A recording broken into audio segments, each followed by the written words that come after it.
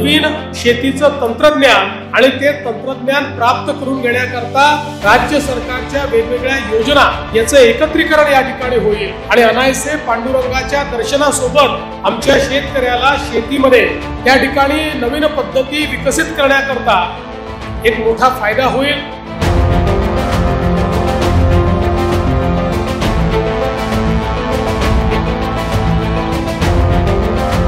सर्व संतांनी आपल्याला निसर्ग प्रेमाचा आणि स्वच्छतेचा संदेश दिलेला आहे। आपल्या नद्यांवर आपल्या निसर्गावर प्रेम करायला शिकवलेलं आहे।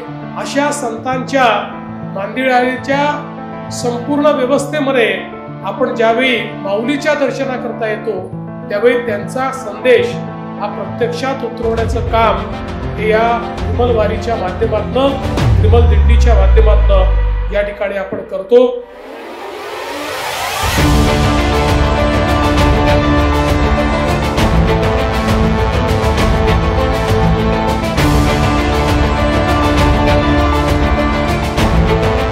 खरं म्हणजे ज्ञानोबा रायांपासून तुकोबा रायांपर्यंत संतांच्या मांदियाळीने दिलेला संदेश हा पर्यावरणाची पूजा करण्याचा संदेश आहे, पर्यावरणाचं रक्षण करण्याचा संदेश आहे, पर्यावरणाचं संवर्धन करण्याचा संदेश आहे।